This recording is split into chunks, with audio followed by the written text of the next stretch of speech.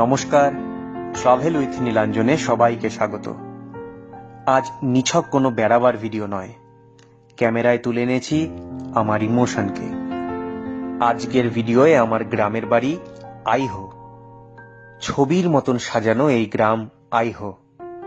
গ্রাম বলছি বটে, তবে শহুরে প্রায় সকল সুবিধেই মজুদ। বাড়ির ঠিক পাশ দিয়ে অক্লান্ত বয়ে চলেছে টাঙ্গন নদী। মালদা জেলার উত্তরে এই সবুজে মোড়া আইহো গ্রামটি প্রকৃতপক্ষেই চোখের আরাম। আর দূরের ওই ব্রিজটা হলো আইহোর আইডেন্টিফিকেশন মার্ক। সম্প্রতি ব্রিজটার সংস্কার ঘটেছে, তবে আইহোর আদি বাসিন্দারা জানে যে ব্রিজটার ঠিক মধ্যিখানে ছিল এক লোহার বেল্ট। ব্রিজের দুটো অংশকে একসাথে ধরে রাখত বোধহয়। তা ওই লোহার ওই অংশের উপর দিয়ে গাড়ি গেলেই ঘ্যাটাং ঘ্যাটাং করে এক জোরালো কিম্ভূত শব্দ হতো। আমার ছোটবেলায় সেই শব্দ মানেই আইহো এসে গেছি। Pure nostalgia. এই হলো আইহোর প্রাচীন জমিদার মোহাম্মদ কালু হোসেন চৌধুরীর প্যালেস। খানিকটা রক্ষণাবেক্ষণের অভাব চোখে পড়লেও জৌলুস কিন্তু এখনো টসকায়নি। প্যালেসের পাশ দিয়ে খানিকটা এগোলেই সেই টাঙ্গন নদী। আর এই গাছের গোড়ায় বসে আড্ডা দেয়নি আইহোতে এমন ছেলে সার্চ লাইট দিয়ে খুঁজলেও পাওয়া যাবে না। আর নদীর ওই পারে বিদেশ, বাংলাদেশ।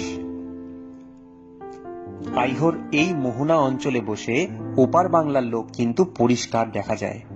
খুব চেঁচালে হয়তো গানও শোনানো যাবে। এই মোহনায় টাঙ্গন নদী এসে মিশেছে মহানন্দা নদীর সাথে।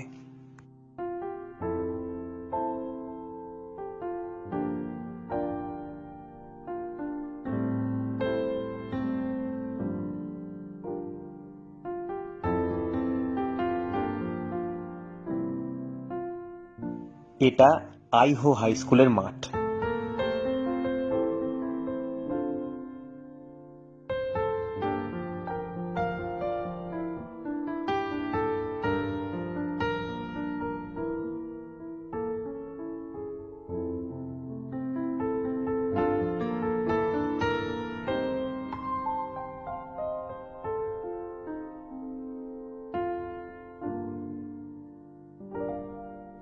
স্কুলের ছেলেদের আড্ডা, হুল্লোড়, ঝগড়া, প্রেম, প্রথম সিগারেট, সব কিছুর নীরব সাক্ষী এই বৃদ্ধ বট।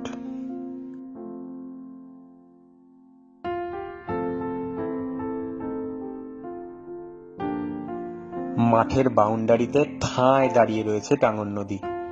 বিকেলের পড়ন্ত সূর্য জলের ঢেউয়ে যত্ন করে আলপনা আঁকছিল।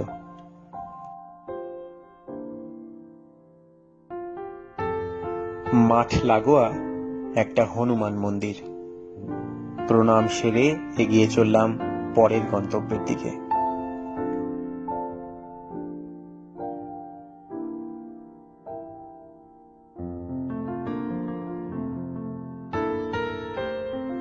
এখন আমরা দাঁড়িয়ে রয়েছি আইহো হাই স্কুলের সামনে।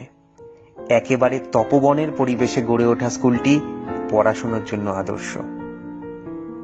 পরিবেশের সাথে তাল মিলিয়ে রেজাল্টও হয় চমৎকার।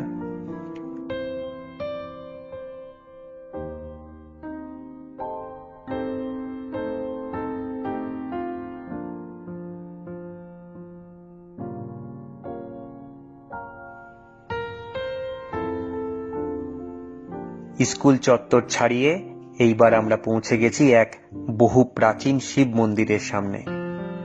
মহাজাগ্রত এই মন্দিরটিতে ভক্তিভাবের পাশাপাশি ইতিহাসের ছোঁয়া রয়েছে।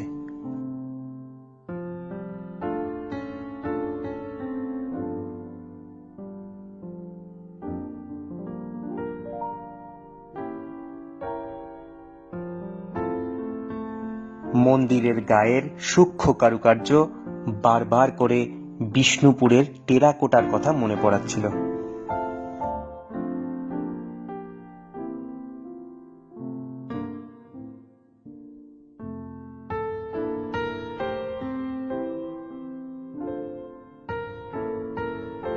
আইহোতে দর্শনীয় জায়গার অভাব নেই। মন্দির থেকে প্রায় 8 কিলোমিটারের মধ্যেই রয়েছে এই অসাধারণ ভিউ পয়েন্টটি। একটা পাকুড় গাছকে বেড দিয়ে নদীর ঠিক গা ঘেঁষে গড়ে উঠেছে এই ভিউ পয়েন্ট। গ্রামের লোক এখানে হামেশাই বিকেলের হাওয়া খেতে আর গল্প করতে আসে। আর নদীর ওপারে সেই আমাদের প্রতিবেশী দেশ, দিব্যি রয়েছি মিলেমিশে।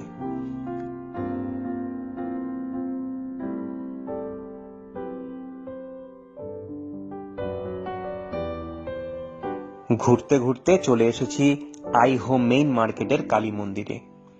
ফি বছর দীপাবলিতে এখানে মহা ধুমধামের সাথে পূজা হয়। কালী মূর্তির বিশালতা এখানকার বিশেষত্ব।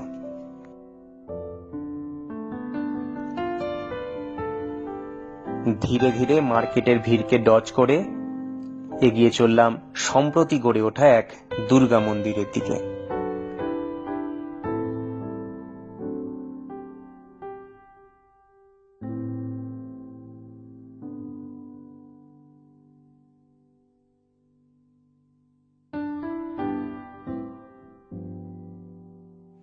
আইহো থেকে বুলবুল চণ্ডীর দিকে কিলোমিটার খানেক এগোলেই চোখে পড়বে এই বিশাল দুর্গা মন্দিরটি।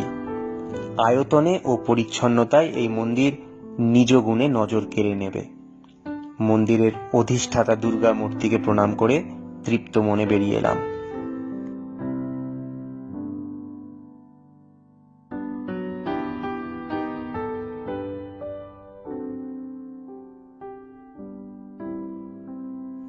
ধীরে ধীরে সন্ধে নেমে আসছিল। ফেরার পথ ধরলাম। আইহোর সাথে আমার ব্যক্তিগত ইমোশন মিশে আছে ঠিকই, তবে শুধু ট্রাভেলারের চোখে দেখলেও আইহো ট্রাভেল ডেস্টিনেশন হিসাবে কিন্তু কোনো অংশে কম নয়। সবার জন্য রইল সাদর আমন্ত্রণ। Happy travelling.